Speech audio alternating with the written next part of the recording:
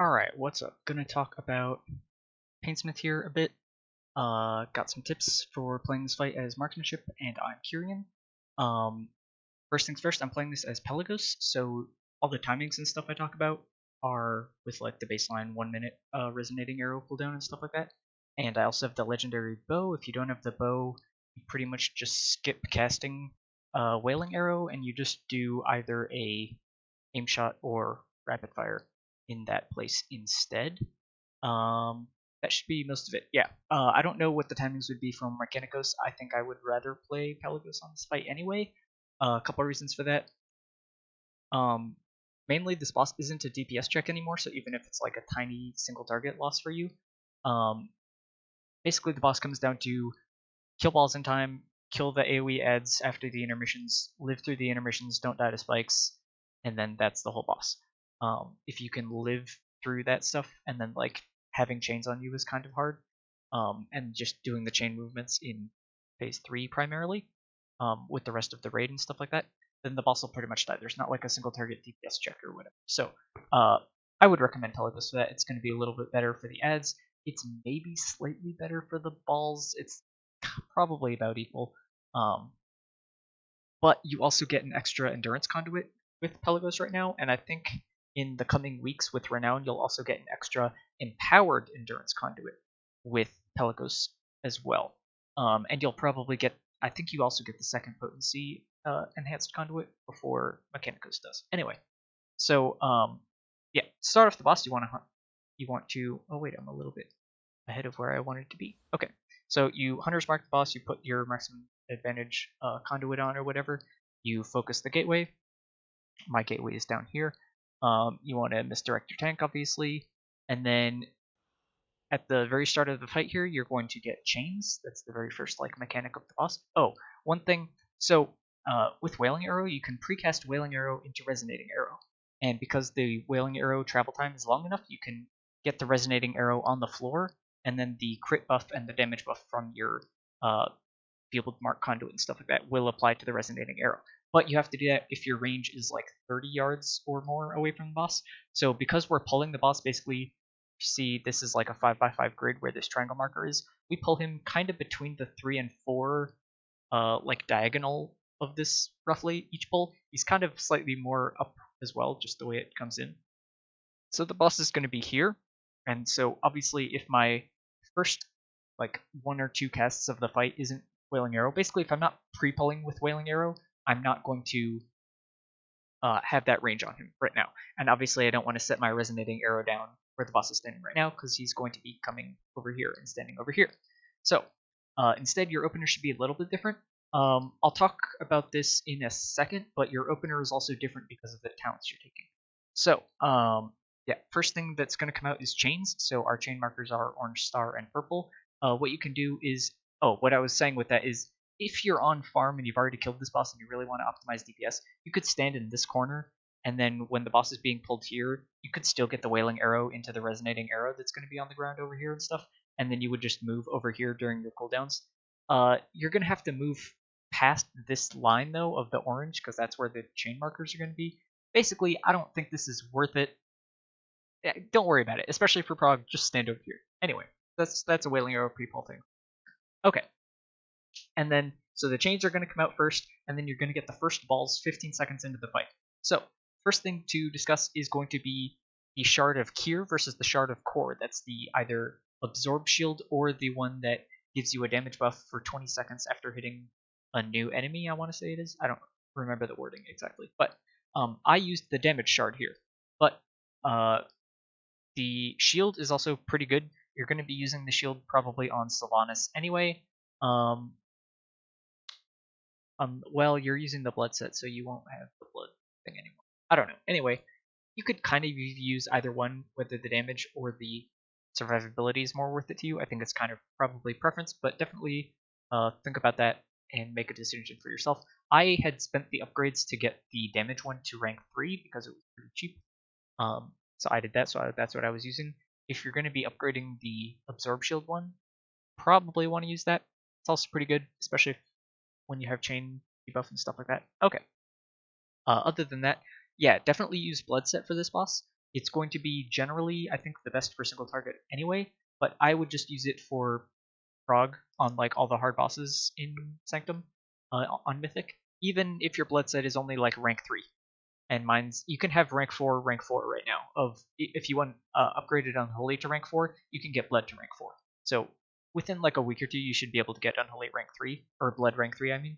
And you definitely want that for this boss. Okay, so second thing to talk about here is Streamline versus Steady Focus. This is the main, like, I would say, kind of choice as far as talents go. So Steady Focus is better for single target, and it's better for sustained AoE. And you can have uptime on it through the intermissions, because not only if you're at towards like the front like third of the room, I want to say it's like the front like 6 or 7 rows ish, you can steady focus you can steady shot the boss when he's like up there, and you can get the buff up before the end of the intermission. We're doing the gateway strat still, even though there's a gap now, even on P1. We're stacking the adds right here, so we're going to be at the far back of the room. So if you're at the back of the room and you can't steady shot the boss, you can still get the steady focus buff, but you just do it off of the balls that are going to be spawning. I believe they always spawn from the right side first, and they go this way over to the left, and then they'll bounce back or like respawn or something to the left. I don't know. I never looked over here that closely to see what happens. And then they come back to the right. So you can still prep the buff for steady focus on the balls if you want to during the intermission, but you're going to be running around and casting other stuff and possibly using a gateway macro and like stuff like that. So personally, I decided that wasn't worth it. Here's also why I decided it wasn't worth it. The ads that spawn are like probably number 1 most important thing to die, because if those don't die, you wipe. Second most important thing are the balls. The boss damage himself isn't really a DPS check. So you want to hold damage in P1, and you kind of can still hold damage in phase 2. And so your single target damage doesn't really matter that much. And even if it's a slight single target loss, I think the benefit of steady focus is basically the benefit of Streamline comes front loaded. So rapid fire has a 20-second cooldown, but you get all the benefit of it during the rapid fire cast, and then in those like 1.5 to 2 seconds or whatever. And then steady focus basically catches up in the other 18 seconds of the cooldown and eventually overpasses it. So like maybe 15 seconds through the rapid fire cooldown, steady focus then surpasses it. But if the thing you're trying to kill is dead within the first 15 seconds, then Streamline's going to give more of a benefit there anyway. So what things don't live for a total of 20 seconds or more? Well, that's a spike ball, and that's all the intermission adds. So I think Streamline is better for killing those. I think it's also easier. You don't have to worry about steady shotting a ball while doing a whole bunch of other stuff in the intermissions to prep it. It's going to be more burst. It also makes fitting rapid aimed into your volley window even easier. You will have true shot during it, so you shouldn't need that to do it. And on one of them you'll have lust, so you'll also not need it to do it there, but still handy. Things like that. Okay, second choice as far as talents goes. So that's why I recommend Streamline for this boss for progging it. If you're doing it on a farm and you want to use steady focus, I think sure. If you're really confident and you want the damage buff of steady focus and you want to ignore me, that's fine. But I think Streamline's going to be easier and more consistent for learning this boss. And it also matters on the opener, because Streamline lets you get your opener cooldowns down faster, because you're not needing to cast 2 steady shots in the opener. So it means you get Resonating Arrow and, for my case, Wailing Arrow on cooldown at least 1 GCD sooner, which is important because it lets you use them 1 GCD sooner on the balls that come up, which is important because the timings can kind of desync themselves. So this is something to note, because Resonating Arrow is a 1-minute cooldown and Wailing Arrow is a 1-minute cooldown. The problem is Wailing Arrow's cooldown doesn't start until the cast finishes. So because it has like a 1.5-2 second cast time, is that you'll cast Resonating Arrow first because the boss is coming to you and you're not doing the precast Wailing Arrow into it thing, and then you're going to Wailing Arrow after, and then the next time it comes around, even if both of these were completely synced, next time you can Resonating Arrow, and then you'll have a dead GCD of like 1.5 to 2 seconds where you cast something else, and then Wailing Arrow will come up. So they're not synced one after each other, if that makes sense. They're synced like 1 GCD apart, and then if you do it again, they're 2 GCDs apart. It catches up because of the intermissions that they'll resync themselves twice during the fight when you're using them on the intermission ads. And I'll talk about that when we get to the intermission. So Second choice thing here. Post haste doesn't have very much value on this boss because you're not really disengaging. The best use for disengage is either if you have to get around a spike ball set and there's like no other way for you to do it, but primarily in P1 because you also want to not be having to dodge the spike waves that are at the same time. So that's pretty niche and also going to be inherently inconsistent. Definitely don't do it in the intermission now on the spike waves. Now that there's always a gap, just run with your raid or whatever. You definitely don't need to disengage around anything in the intermissions.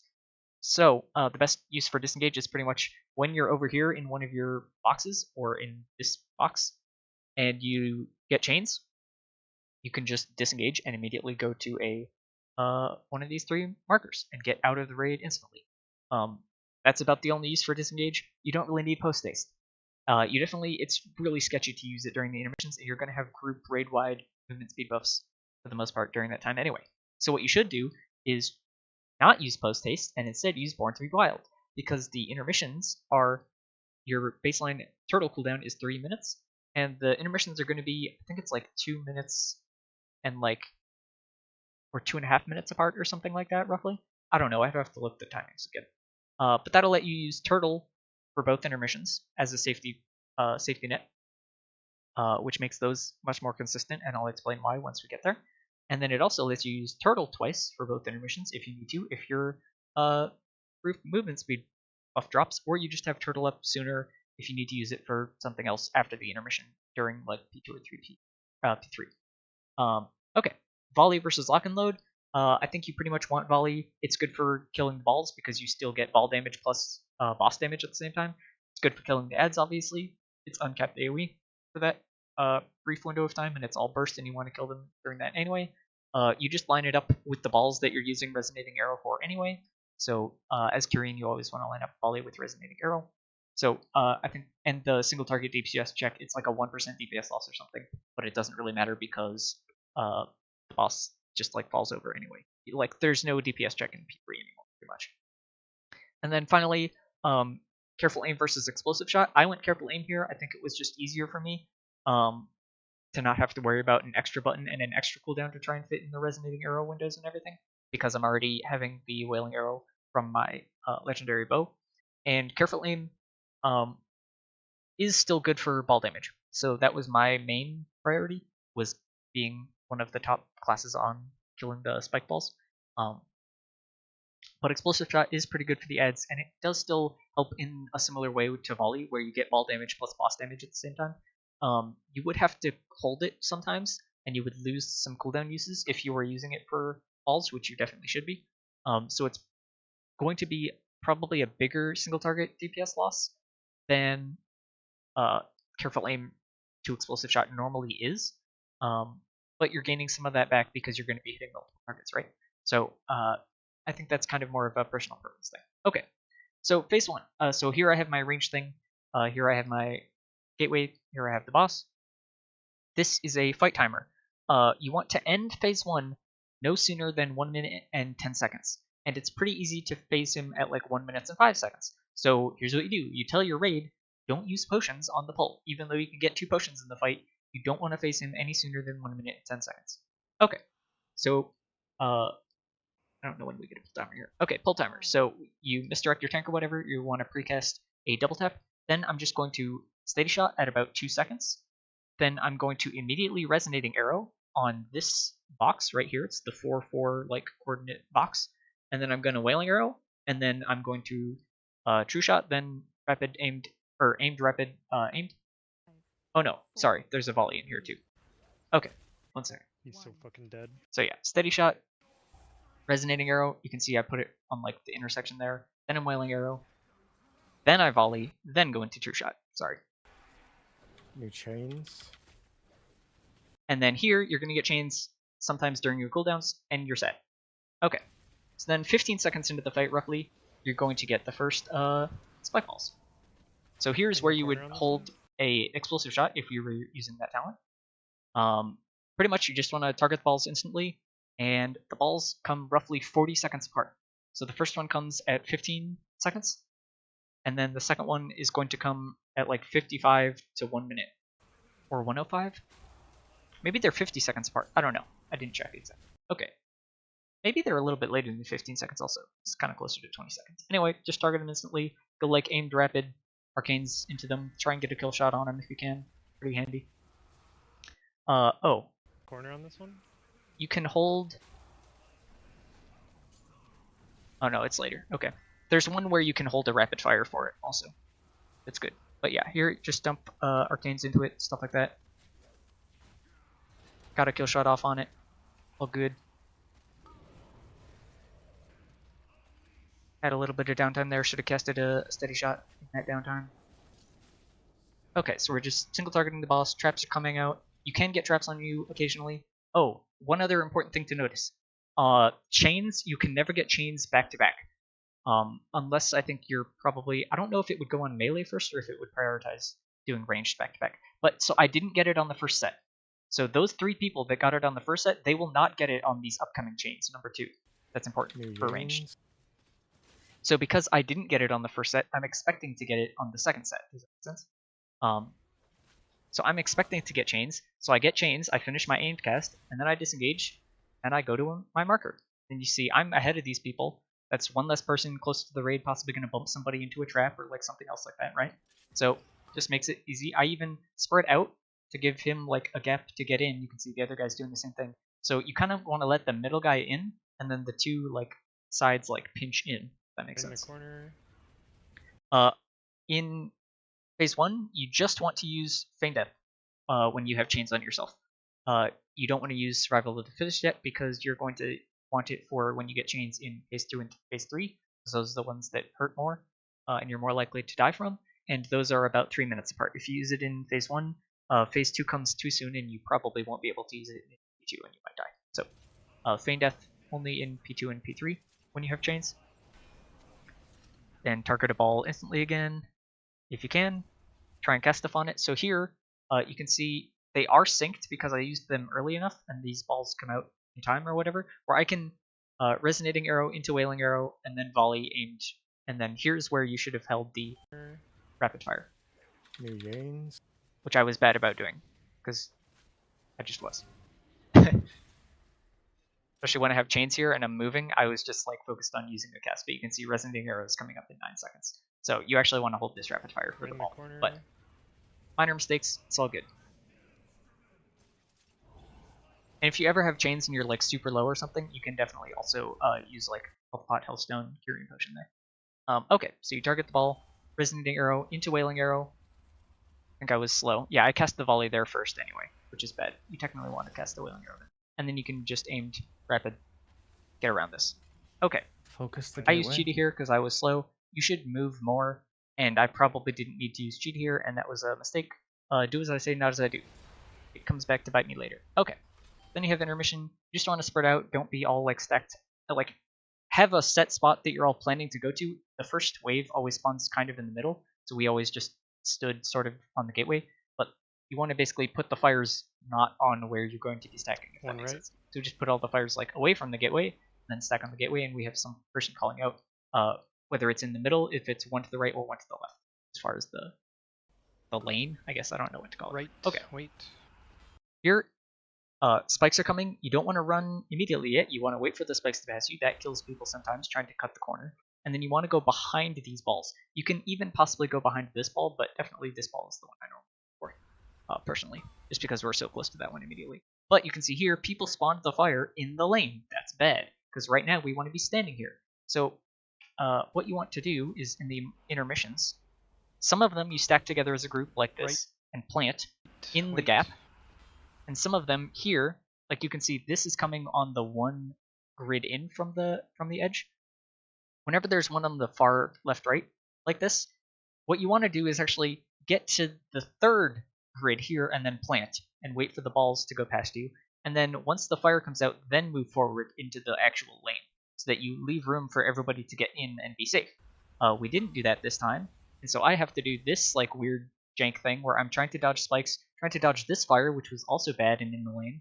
I think this might have been a random one. This wasn't one that was spawned by a player. But like ideally I would be able to move safe. I could probably have gotten through here in time, but I didn't want to risk it because risking deaths in the intermissions is like just bad at this point in Prague. If you have people live through the intermissions, you'll kill the boss pretty much. And I thought it was fine. And this happens sometimes. Like sometimes there is a random fire and you just have to do weird stuff like this. So you're just prepared to do it. Careful. So then with you want to that. try and restack up. But here I made my second mistake after doing that weird turnaround thing. I did not get a refresh on this Windrush Totem buff. And this is where you also want to go far, and you kind of want to wait for the balls to pass before you go into the lane.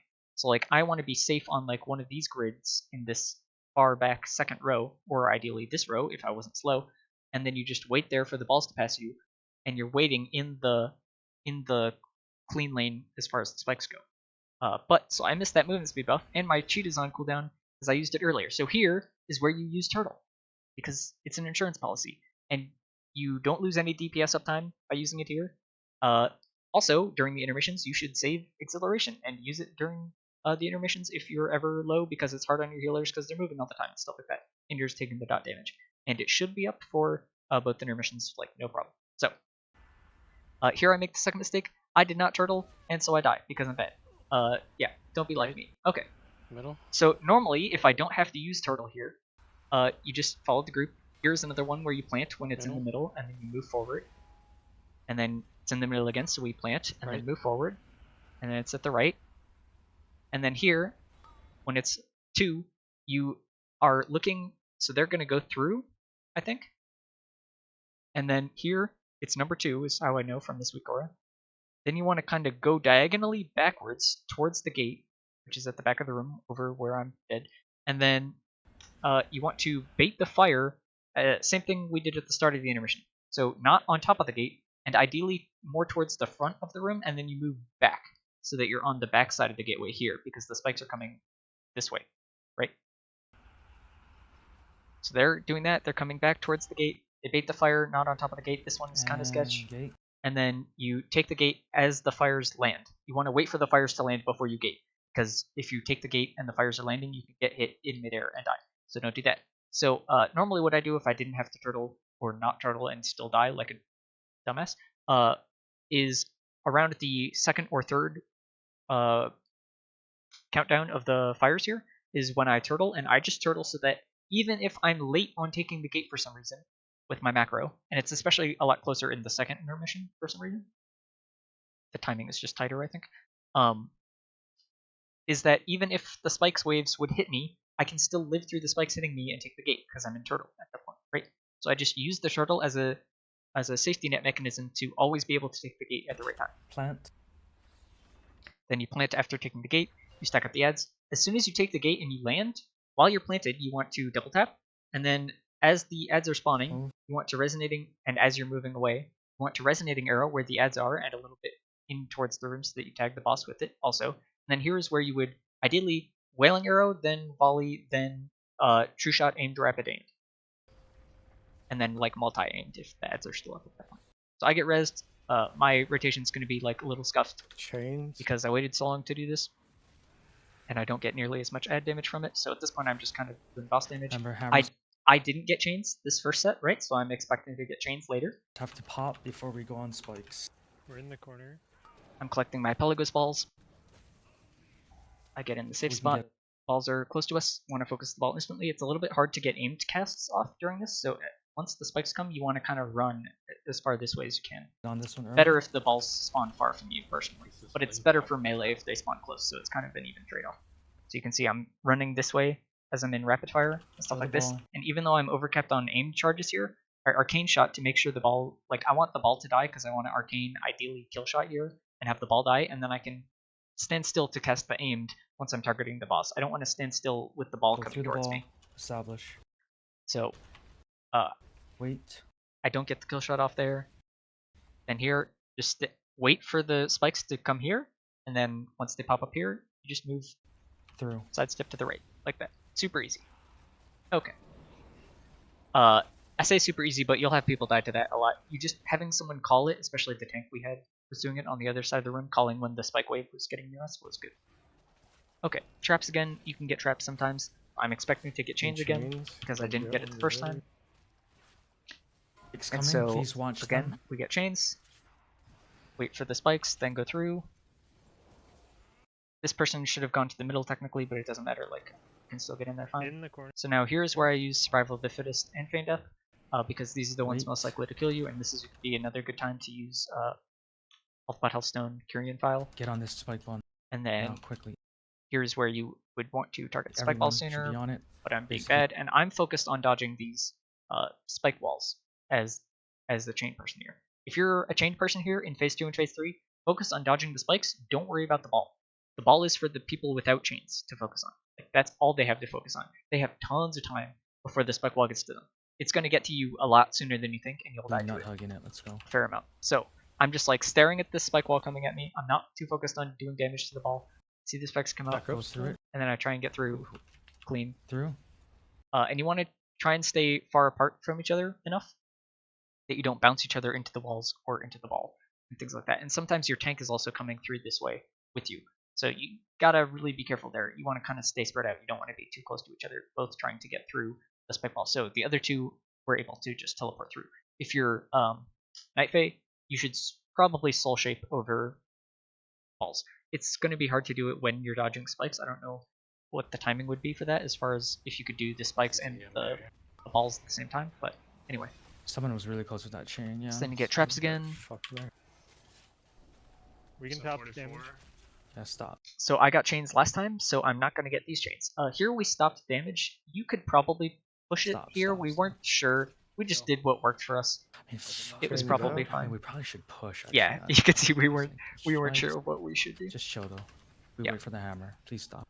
So again, your damage doesn't matter. Like, you could wait for so long. We can get on this ball early. So you don't need like single target damage. Here, kind of an annoying ball spawn for me again. Not really able to get aimed casts off on it. Get one there because I get the Streamline proc. Yeah. Watch the spike. For the aimed cast time. Through. And here we're still holding damage, so I'm not focusing the boss. And here we're going for this. One right. It's very tricky. You don't want to basically have the intermission start when you're over on red, because that first wave of spikes is going to kill like half the rate every time that happens. Left. Okay, so you stack up again, plant and then move forward. Right in the middle, going left, right.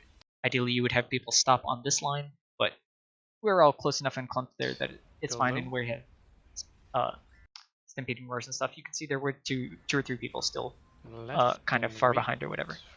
So again, you always want to go kind of diagonally backward and go behind balls. It's much safer. Same thing here again. Go behind the ball and wait for it to pass. Then go back plant, move forward. That even still is a little sketchy. Ideally, you want to be planted like all on the same pixel stack, right? You don't want people ahead or forward of each other. Left.